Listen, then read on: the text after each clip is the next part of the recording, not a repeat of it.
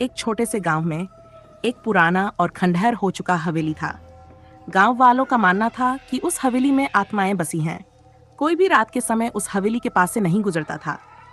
एक दिन राकेश नामक एक साहसी युवक ने तय किया कि वह उस हवेली के रहस्य का पता लगाएगा। गांव वालों ने उसे बहुत रोका, लेकिन राकेश ने उनकी बात नहीं मानी।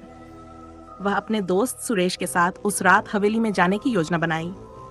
रात के समय जब पूरा गांव सो रहा था, राकेश और सुरेश एक टॉर्च और कुछ जरूरी सामान लेकर हवेली की ओर चल पड़े। हवेली के पास पहुंचते ही उन्हें एक अजीब सी ठंडक महसूस होने लगी। हवेली के दरवाजे पर पहुंचते ही उन्हें देखा कि दरवाजा अपने आप ही खुल गया। दोनों ने हिम्मत बांधी और अंदर चले गए। हवेली के अंदर अंधेरा था और चारों ओर धूल जमी हुई थी। राकेश ने टॉर्च जलाई और दोनों ने हवेली की तलाशी लेनी शुरू की। उन्होंने देखा कि हर कमरे में टूटे फूटे फर्नीचर और पुरानी तस्वीरें थीं। अचानक उन्हें एक कमरे से किसी के रोने की आवाज सुनाई दी। सुरेश ने डरते हुए कहा, राकेश, हमें यहाँ से निकलना चाहिए, ये जगह सही नहीं लग रही। लेकिन राकेश ने उसे शांत किया और आवाज की दिशा में बढ़ने लगा। वे उस कमरे के पास पहुंचे जहां से आवाज आ रही थी। कमरे का दरवाजा बंद था, लेकिन अंदर से रोने की आवाज स्पष्ट सुनाई दे रही थी। राकेश ने दरवाजा खोला और देखा कि एक महिला सफेद साड़ी में बाल खुले हुए फर्श पर बैठी रो रही थी। उसके चेहरे पर गहरा दुख और दर्द था। राकेश ने हिम्मत करके पूछा, आप कौन हैं और यहाँ क्यों रो रही हैं? महिला ने धीरे धीरे सिर उठाया और बोली, मैं इस हवेली की मालिकनी थी।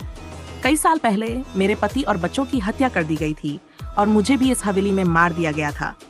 मेरी आत्मा अब तक यहाँ भटक रही है। राकेश और सुरेश दोनों सकते में आ गए।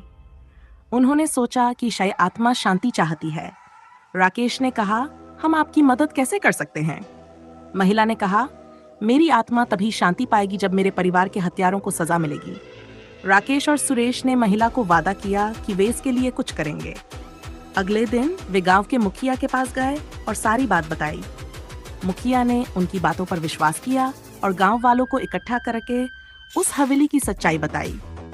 गांव वालों ने मिलकर पुराने कागजात और सबूतों की तलाश की और पता चला कि हवेली के पुराने नौकरों ने ही लालच में आकर हत्या की थी।